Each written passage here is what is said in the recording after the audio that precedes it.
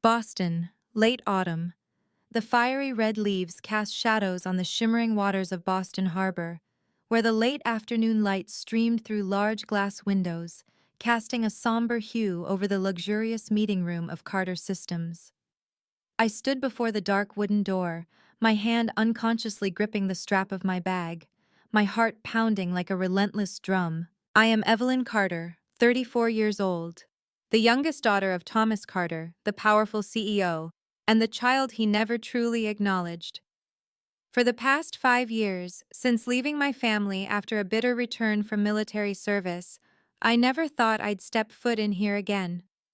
But today, the reading of my grandfather Henry's will, the only person who ever truly saw me, called me back. When the door opened, every pair of eyes glanced over me as if I were a ghost. No smiles, no greetings. I walked along the deep green carpet, each step echoing in the heavy air thick with the scent of polished wood and stale coffee. Marissa, my older sister, sat with her legs crossed, exuding arrogance, her hair perfectly styled. My father, Thomas, sat at the head of the table as if it were his personal throne. I pulled out a chair and sat in silence. In that moment, I understood clearly. To them, I had been dead for a long time. When the lawyer, Miss Halford, opened the thick file, the room grew stiflingly still. Her voice rang out steadily, each word landing like a bell tolling in my chest. My grandfather left small gifts for longtime employees, a lakeside house for Marissa. I held my breath. And to my granddaughter, Evelyn Carter. Miss Halford looked up, locking eyes with me, the only one Henry recognized as his true companion, full control of the shares and $38 million. The air shattered into 1,000 invisible pieces. I heard myself gasp. It wasn't just money, it was recognition, proof that my grandfather saw me, saw my struggles, my years on the battlefield, and my alienation within my own family. Marissa's lips curled into a sardonic smile. And my father, his gaze was as cold as a winter wind. He leaned back in his chair, arms crossed, silent.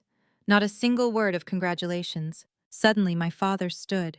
His hand shot out, snatching the check Miss Halford had just placed on the table.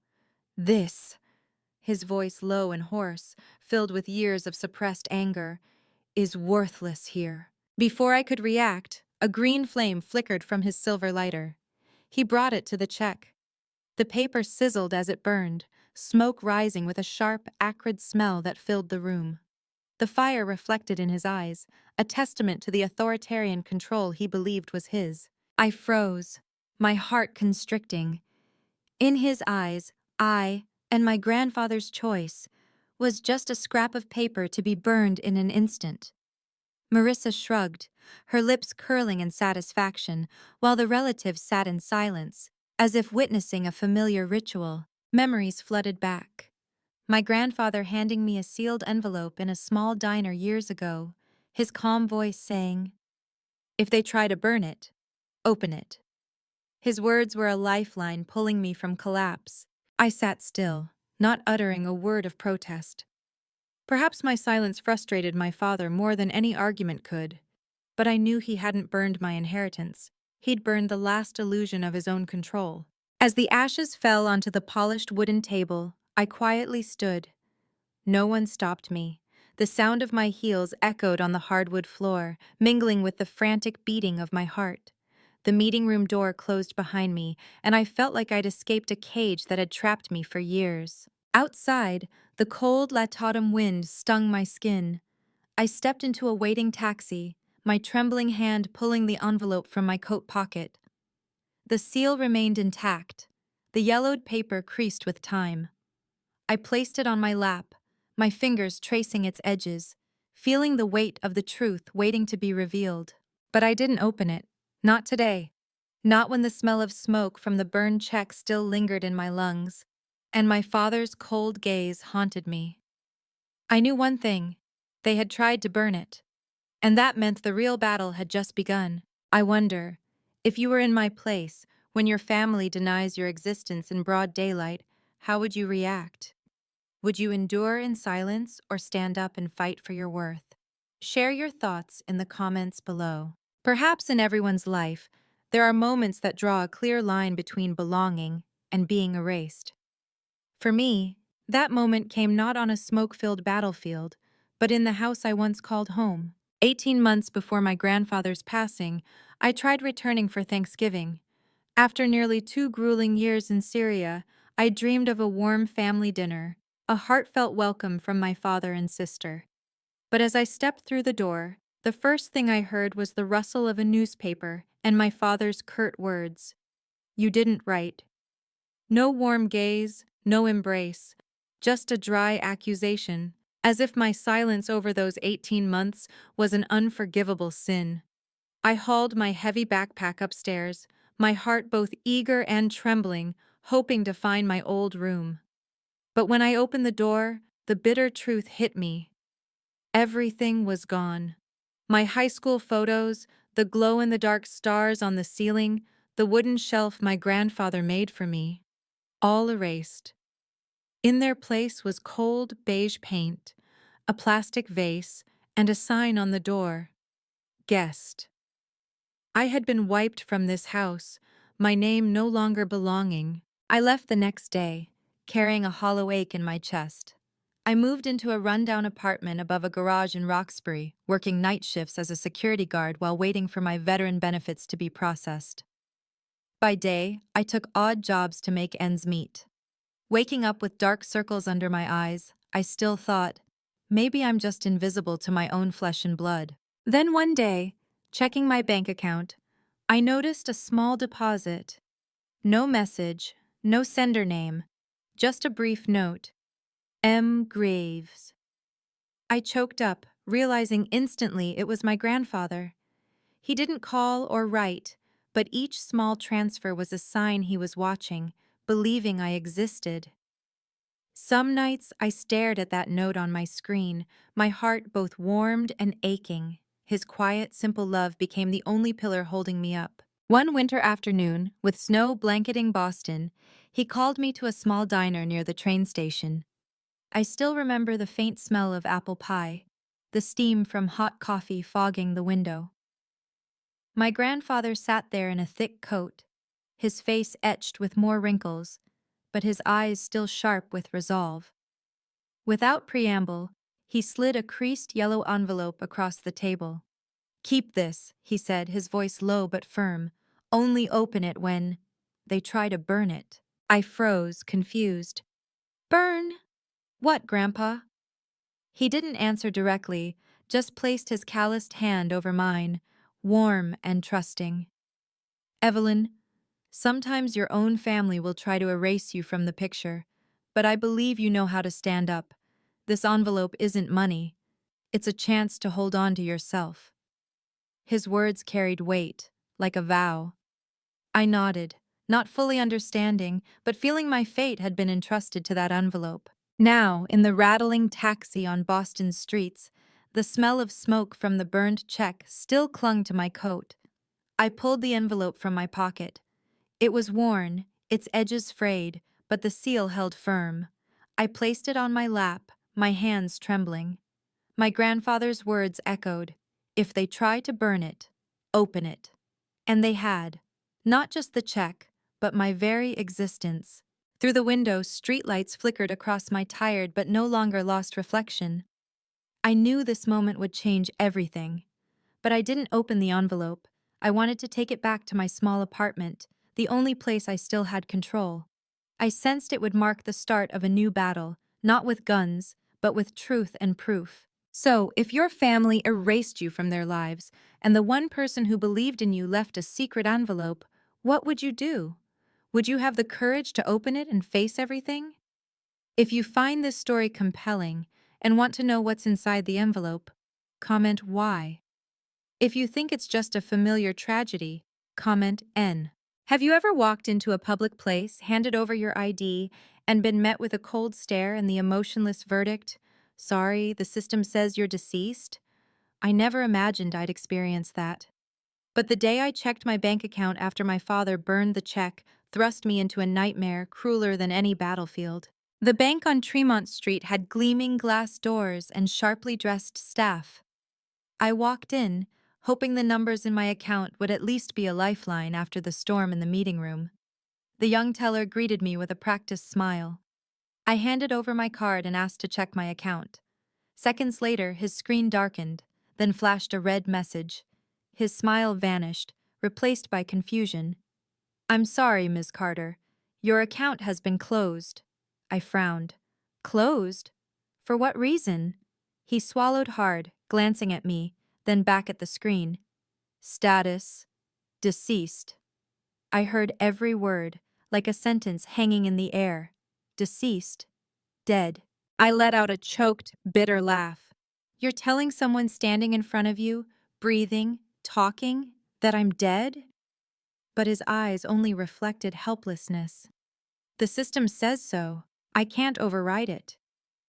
I left the counter, my steps heavy, feeling like I'd been erased from the world. The people passing by didn't notice, but I, a legally dead person, was living in perfect invisibility. I didn't give up. I thought the bank made a mistake. I went straight to the DMV to check my ID. The line was long, the fluorescent lights cold. When my turn came, I handed my ID to the clerk.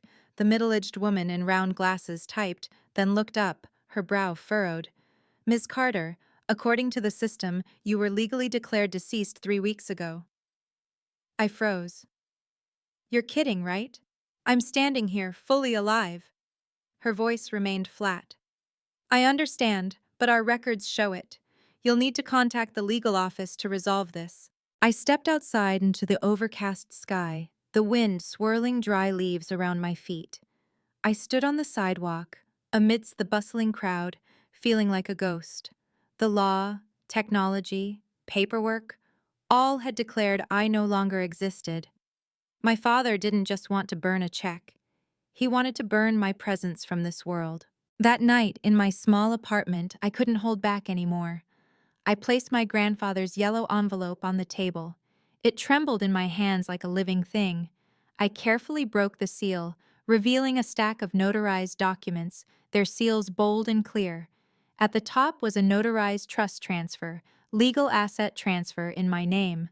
Below were share transfer contracts, scanned signatures, and a small USB in a plastic sleeve. I plugged the USB into my laptop, my heart racing. Files appeared: bank transaction logs, share transfer evidence, voting rights reconciliations. My grandfather had planned everything. He knew my family would try to erase me, so he prepared an undeniable legacy. As I looked through them, I felt both relief and burning anger. He'd given me proof to survive, but it came at the cost of facing a painful truth. My own family was behind it. I buried my face in my hands, tears spilling. Could blood ties be so cold? Would I have to fight my entire family alone? When I looked up through the fogged window, I glimpsed a figure across the street. A petite woman in a familiar striped scarf. My heart clenched. It was my mother. The woman who once sang me to sleep now stood in the dark, watching like a stalker. I blinked, and she vanished into the stream of cars. But that moment planted a seed of doubt. Did she know everything? Was she part of declaring me dead on paper? My hand gripped my phone. I knew I couldn't stay still. My grandfather left me the key, but to open the door, I needed an ally. The name that came to mind was Sylvia Marsh, a lawyer who'd fought for veterans' rights. I opened my contacts, found her number, took a deep breath, and called. The phone rang, each tone quickening my pulse. I knew the real battle was about to begin, and this time I wouldn't let anyone erase my name again. If you're reading this, I want to ask sincerely, if one day the legal system declared you dead while you're still alive, what would you do? Would you crumble or fight back? If you find this story compelling, comment why. If you think it's just a typical tragedy, comment N. If you want to hear more stories and struggles like mine and feel a connection, you can check out my previous videos on this channel. There's a moment in life when you realize you either stand up and fight or let others bury you forever.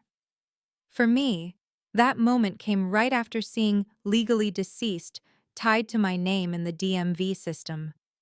I knew I couldn't hesitate any longer. I had to find someone bold enough to join me in a battle without bullets, but no less dangerous. I visited Sylvia Marsh's office on a freezing morning. Her office was in an old red brick building. No flashy sign, just a small plaque. Marsh and Associates, Veterans Legal Aid. Inside, the smell of coffee mingled with paper, and a woman in a Harvard Law hoodie, hair neatly tied up, pored over files. Sylvia looked up, her sharp brown eyes direct and no nonsense. "I hear this case is illegal enough to make me skip breakfast," she said with a hint of sarcasm. I nodded, placing my grandfather's envelope and USB on her desk. They declared me dead on paper. My father wants full control of Carter systems. I need someone who can see the truth in these. Sylvia studied me for a moment, then nodded slightly. Good. I don't like small cases. This one's worth it. She called someone else. Soon the door opened, and a tall, lean man with a cold demeanor walked in, carrying a worn leather briefcase. Miles Crow, a signature and document analysis expert, well known in forensic circles. "All right," Sylvia said, sliding the USB toward him. "Let's see what we've got." In less than an hour, Miles spread the documents and signature scans across the table like a card game. "Here." He pointed to a share transfer contract. "This signature is in your name, Evelyn Carter. But I compared it to your DD-214 military records. The C in Carter always has a loop, but here it's flat, rigid. This is a scan, copied from an old sample, forged." He pulled up more pages. And more. Most of the shares were funneled into a shell company, Lincoln Realty Trust. Who's behind it? Thomas Carter? He aimed to secure 60% to control the company, launch an IPO, and cut you out entirely. Hearing this, my blood boiled. It wasn't just a symbolic check burning, they'd orchestrated a meticulous plan to erase me from the legal system and my grandfather's legacy. I clenched my fists, nails digging into my palms. Sylvia, on the other hand, smiled coldly. "Perfect. We've got shareholder fraud, forged signatures, illegal death declaration. This isn't just family drama, it's a federal crime." The next day, Sylvia filed an emergency motion in Massachusetts federal court. The nearly 100-page motion included all the evidence Miles verified. I sat in the courthouse hallway, heart pounding, awaiting the ruling. Just an hour later, the judge signed a temporary order, freezing all Carter Systems board activities. When the news reached the company's meeting room, I wasn't there, but Sylvia recounted it. My father, Thomas, slammed his fist on the table, and Marissa went pale, speechless. The other directors exchanged looks, none daring to react. A seemingly untouchable empire had been halted by a few papers my grandfather left, and my courage to bring them to light. I stepped out of the courthouse, the wind tousling my hair, but my chest felt lighter than ever. For the first time, I realized justice isn't a distant concept, it starts with daring to bring the truth forward. But Sylvia was right. Freezing is just step one. Step two, public opinion. That's when I turned to Nash Wilder, an investigative journalist known for digging to the root of dirty secrets. We met at a small cafe near Harvard. Nash sat there in a worn leather jacket, his sharp green eyes locked on me. "I want this story to win not just in court," I said, placing the USB and document copies on the table. "I want it to never be buried again." He skimmed the files, his expression steady. "Fine. But once I write, there's no going back. Your family will be torn apart in the press, and so will you. Can you handle it?" I took a deep breath and answered simply, "I've been on battlefields. I'm not afraid." Nash nodded, pocketing the USB. "Good, I'll write. And I'll write it so it's a scar that never heals for those who think they can erase someone's name." 2 weeks later, the story exploded on the front page. The headline blared, "Carter Systems, From Family Legacy to Federal Fraud Conspiracy." Details of the fake death declaration, forged signatures, and shady share transfers were laid bare. TV networks invited me for interviews, and financial forums buzzed endlessly. The reaction in my family was just as intense. My father roared in an emergency meeting with his lawyers, accusing me of betraying blood. Marissa frantically deleted her social media after being hounded online. But for me, the victory wasn't gloating. It was the truth finally speaking. I vividly remember the small press conference Sylvia organized. Camera flashes went off relentlessly, questions flying. Ms. Carter, are you afraid of retaliation? What will your grandfather's legacy mean now? I looked into the cameras and said slowly, they tried to erase me on paper, but I'm still here. And I'll keep standing not just for myself, but for anyone rejected by their family or system. Applause drowned out the lingering fear in my heart. But I knew this was just the beginning. Because someone like my father, used to living by power and control, would never surrender easily. No empire falls faster than one built on lies. I saw it unfold before my eyes. Not on a distant battlefield, but in Boston, where my family was once deemed untouchable. The media pounced.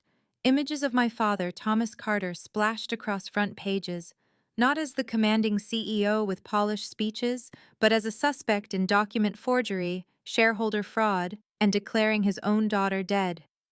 Major clients began pulling contracts. Longtime shareholders, stunned, paused partnerships. Intense board meetings, my father's lawyers sighed, warning of looming federal charges. On the NASDAQ, Carter Systems' stock plummeted, red numbers flashing like blood dripping on the screen. Financial media commented, a stain hard to erase in Boston's corporate history. TV channels replayed my press conference statement. They tried to erase me on paper, but I'm still here, alongside clips of my father's forced smile in an old interview. The contrast became a talking point. My family was in chaos. Marissa vanished from social media, dodging cameras. My father's once loyal friends went silent. The man who once strode like a king became a symbol of a power built on deceit crumbling. One snowy Boston night, I returned to my small apartment, the cold seeping through the door's cracks. A sudden, urgent knock startled me, weak but insistent. I opened the door and froze. My father stood there, no longer the imposing figure, just a disheveled man with messy hair, a rumpled coat, and a haggard face. Can you let me in? His voice trembled, hoarse as if he hadn't slept in days. I hesitated, then stepped aside. He entered, sitting on the wooden chair across from me, his trembling hands rubbing together. My small apartment, with its soft yellow light and faint mint tea scent, suddenly became the stage for a confrontation I never imagined. He spoke first, his voice halting. I've lost everything. The company, my reputation, my friends. I know a lot of it is my own doing, but do you understand my fear? I stayed silent.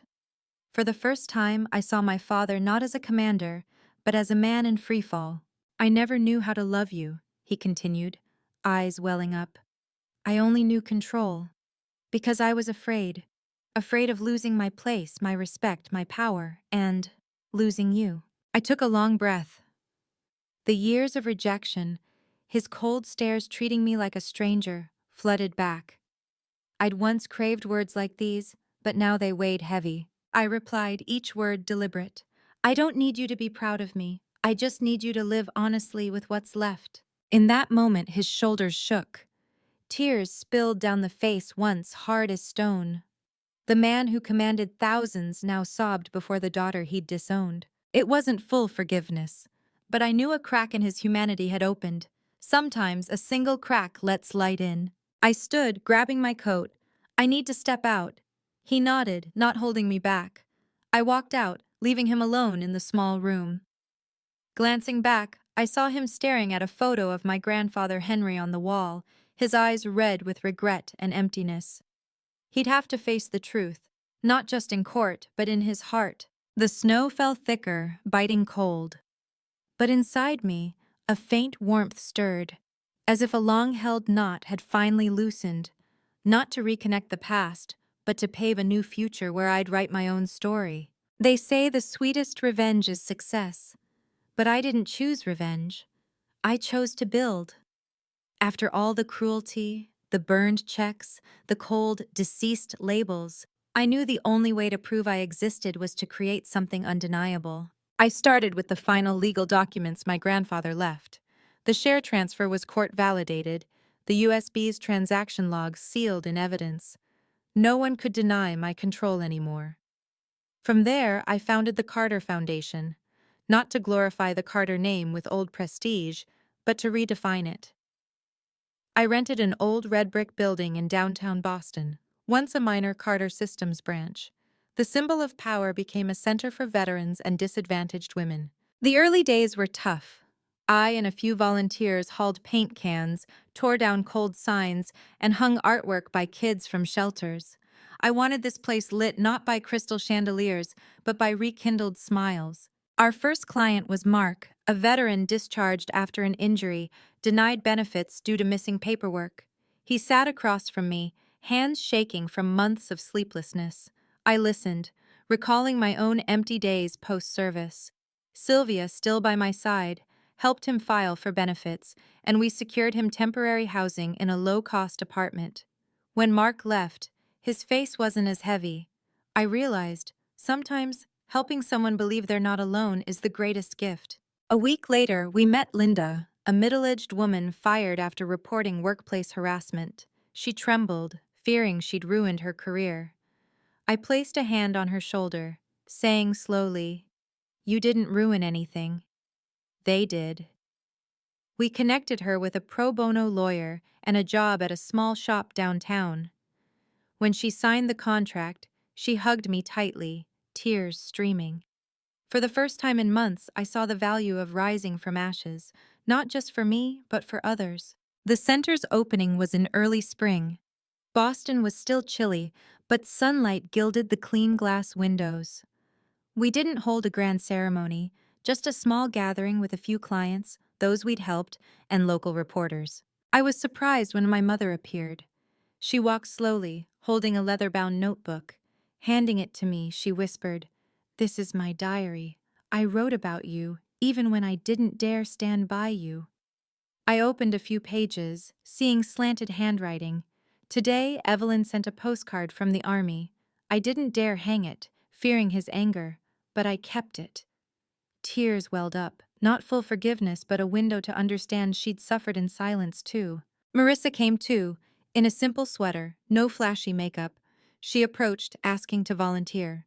"I don't promise to change everything, but I want to try," she said, eyes downcast. I nodded lightly. Not instant acceptance, but I saw a spark of remorse in her. My father didn't come. But during the event, an envelope arrived. Inside was a brief letter, his handwriting shaky. "Thank you for reminding me to live honestly with what's left." I held it, a complex feeling rising. No apology, no promise of redemption, but a sign he was starting to face the truth. As the ceremony ended, I stood at the center's entrance. Afternoon light poured in, reflecting off the new sign, "Carter Foundation, make something they can't erase." I whispered to myself, "They tried to erase my name, but from that, I rewrote this legacy." I opened the doors wide, letting light flood in, letting the first footsteps cross the threshold to find hope. I knew the road ahead wouldn't be easy.